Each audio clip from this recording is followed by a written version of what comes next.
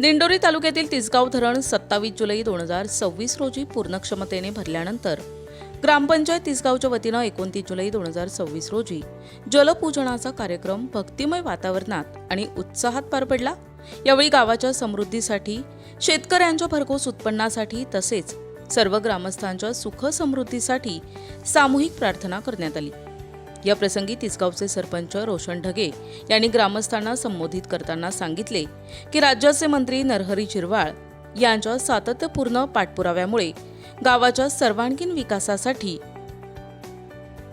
पाठविण्यात आलेल्या विविध विकास कामांच्या प्रस्तावांना मंजुरी मिळाली असून संबंधित कामे लवकरच प्रत्यक्षात सुरू होणार आहेत। या मंजूर कामांमध्ये गावातील विविध रस्त्यांचे काँक्रिटीकरण, भूमिगत गटार योजना, सोलर स्ट्रीट लाईट उभारणी, स्मशानभूमी परिसराचे काँक्रिटीकरण, वृक्षारोपण, बौद्ध विहाराचा विकास तसेच विविध नागरी सुविधांच्या कामांचा समावेश असल्याची माहिती त्यांनी दिली आहे।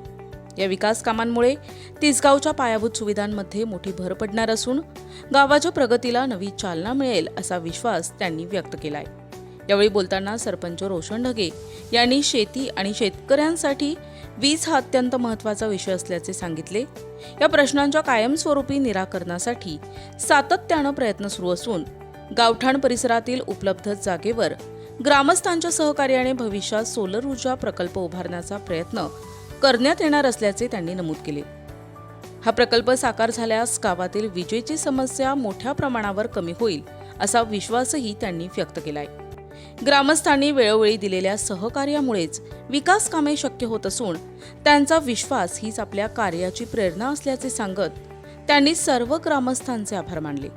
समाजसेवक नितीन भालेराव यांनी आपल्या मनोगतात सांगितले की मंत्री नरहरी झिरवाळ यांच्या विशेष प्रयत्नामुळे तिसगावमध्ये सुमारे 12 ते 13 कोटी रुपयांच्या विकास कामांना गती मिळाली आहे। अनेक विकास कामे पूर्णत्वास गेली असून उर्वरित कामे प्रगतीपथावर आहेत। भविष्यातही गावाच्या सर्वांगीण विकासासाठी मंत्री झिरवाळ यांचे सहकार्य कायम राहील असा विश्वास त्यांनी व्यक्त केला।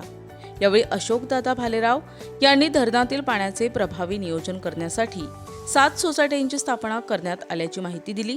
या 7ही सोसायट्यांचा महासंघ स्थापन करण्यात आला असून 100% ठिबक सिंचनाच्या माध्यमातून पाणी वितरण करणारा हा भारतातील पहिला प्रकल्प असल्याचा दावा त्यांनी केलाय।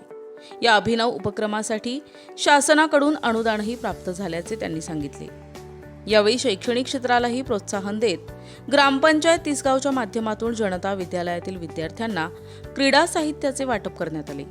ग्रामीण भागातील विद्यार्थ्यांमध्ये क्रीडा संस्कृतीला चालना मिळावी, गुणवंत खेळाडूंना प्रोत्साहन मिळावे आणि त्यांच्यातील सुप्त कलागुणांना योग्य व्यासपीठ मिळावे या उद्देशाने हा उपक्रम राबविण्यात आल्याचे ग्रामपंचायतीने स्पष्ट केले।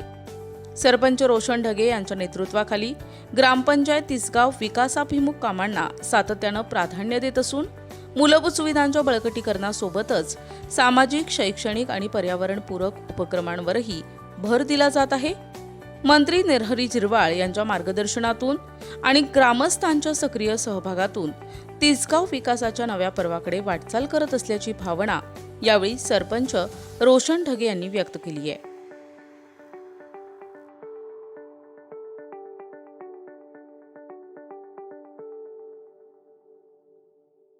महंत राकेशगिरी महाराज यांच्या हस्ते कालच आपण तिसगाव धरण पूर्ण क्षमतेने भरले, त्याचे आपण जलपूजन केले व सर्व ग्रामस्थ उपस्थित होते।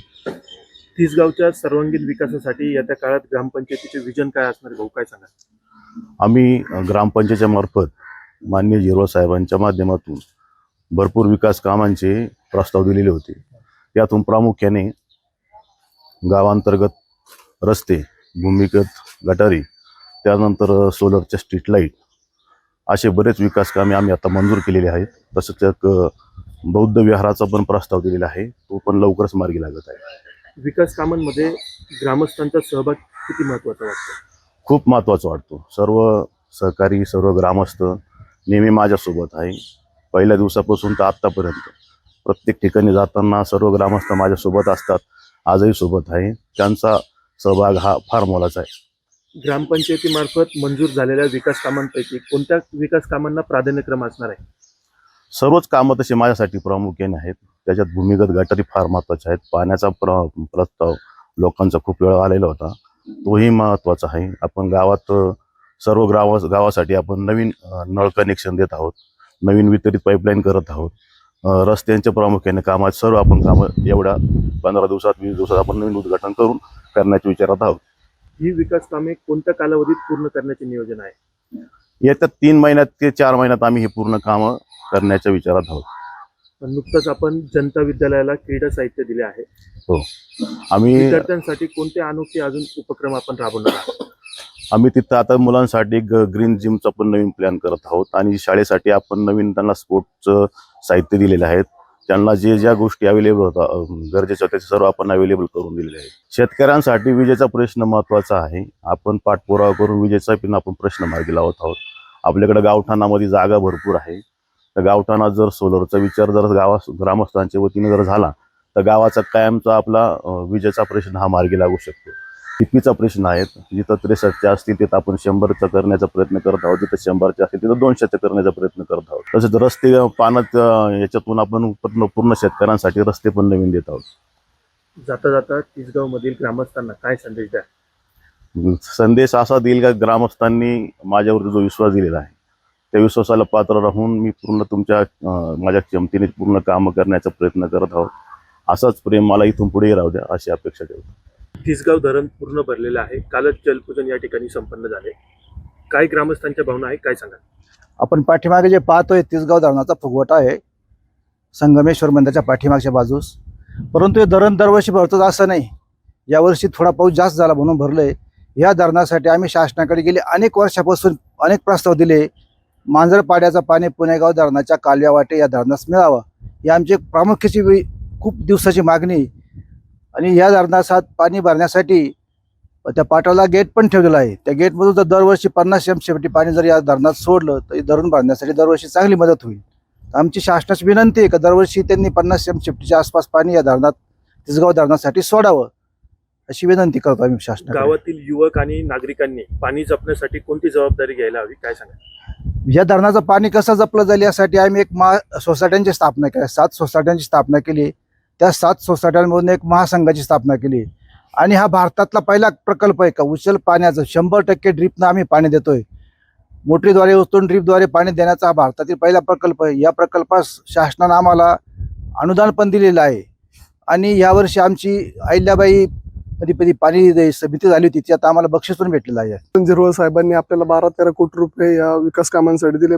सगळे काम प्रगतीपथावर चालू आहे. प्रामुख्याने डगेवस्तीचा रस्ता असेल, त्याच्यात मारुती मंदिर असेल, आपण बुद्धविहारचा लवकरच आता त्यासाठी पाठपुरावा करू. त्यासाठी लवकरच प्रशासकीय मान्यता एक 8-10 दिवसात आपल्याला देणार असं मंत्री महोदय झिरवळ साहेबांनी आपल्याला मागच्या सगळ्या ग्रामस्थांना सांगितलंय.